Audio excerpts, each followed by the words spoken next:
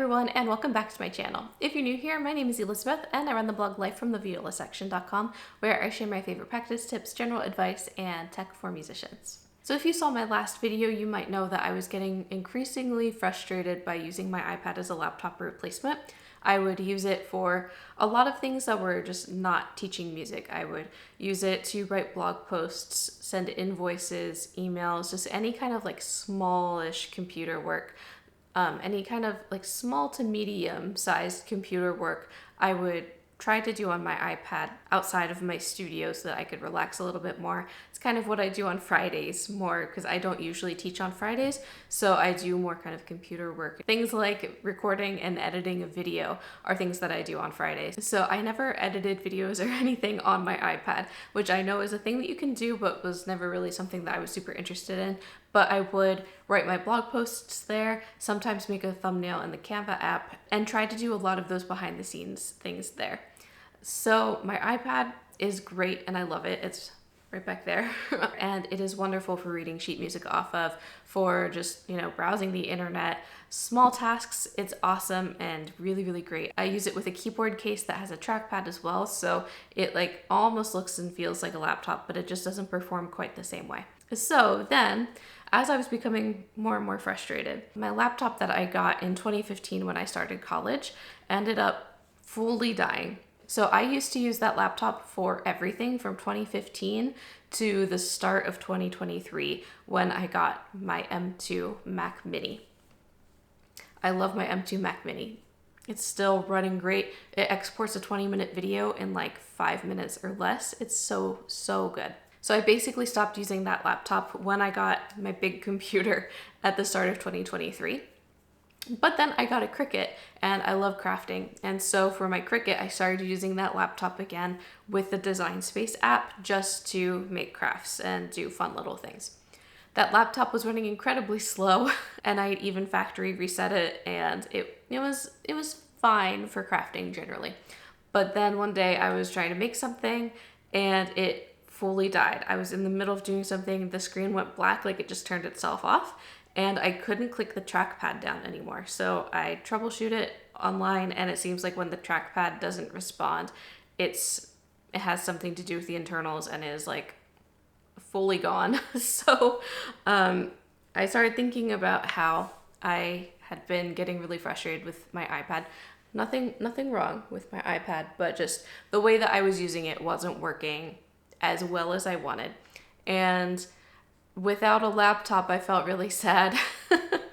And every time that I used my old laptop just for crafting, I was like, wow, the screen is tiny. Like, it's so hard to read everything. Like, coming from a huge monitor with my Mac Mini, it was like, it was a crazy huge difference. So I researched a few different MacBooks because I am an Apple girl and I'm not switching to anything else anytime soon, or probably ever. So I researched some, and the one that I really liked the best was on sale on Amazon. I had a lot of credit card reward money, so I went and got it, which was super exciting.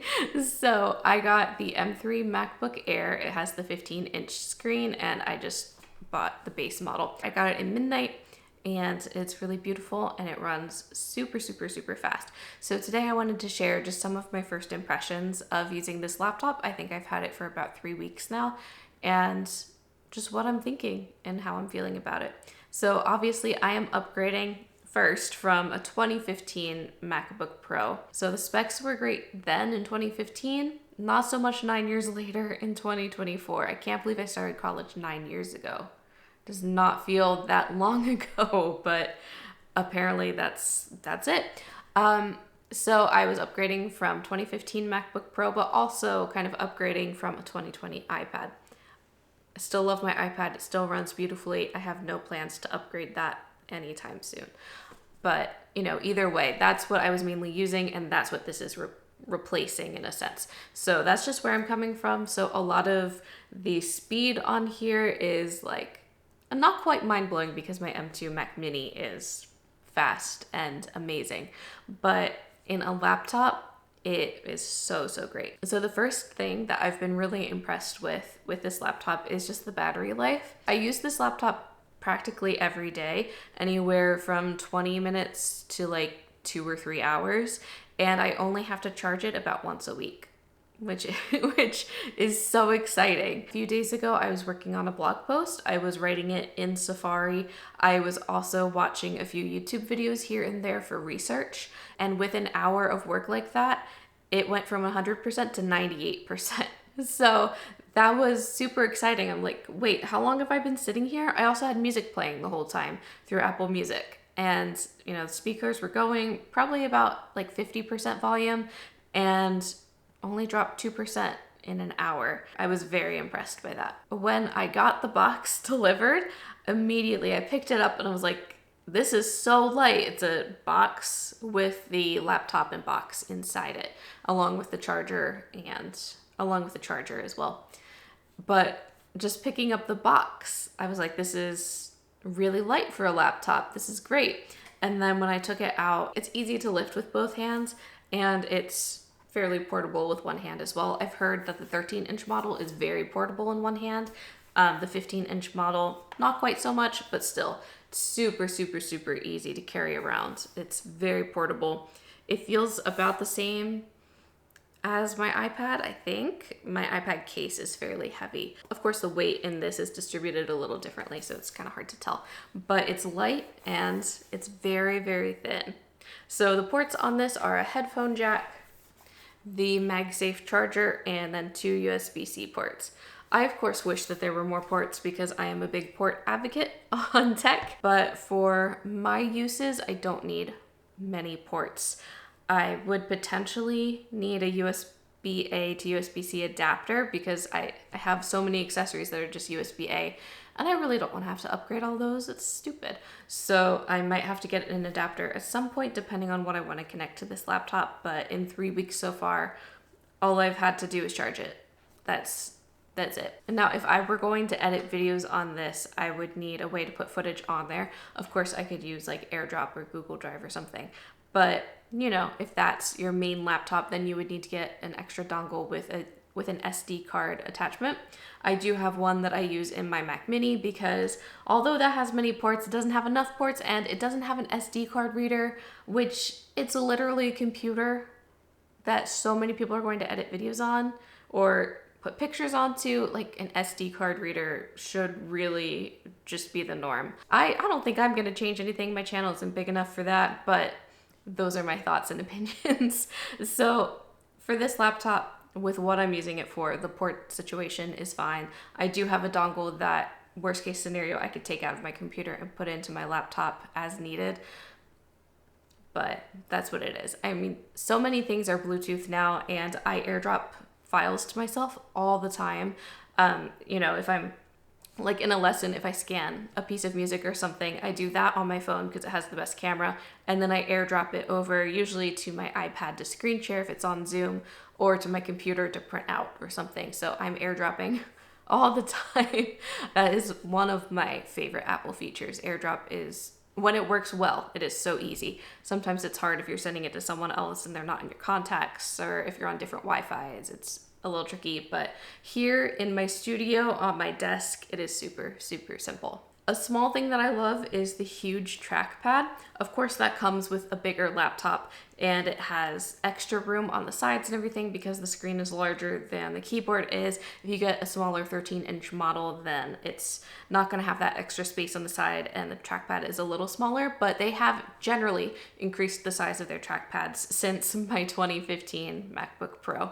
So the trackpad is large, and it makes, you know, moving things across the screen a lot easier, because before I would run out of room, and on my iPad too, I would run out of room if I was trying to drag something across the screen. It also feels very nice and smooth. Also, if anyone knows how to clean a trackpad, could you just tell me in the comments? I could so easily Google search this, but while I'm thinking about it, if anyone has any really good ways to clean a trackpad, please let me know, because I hate how I can see where I've touched the trackpad and it just, like, it's not greasy, but you can see where my skin has touched it.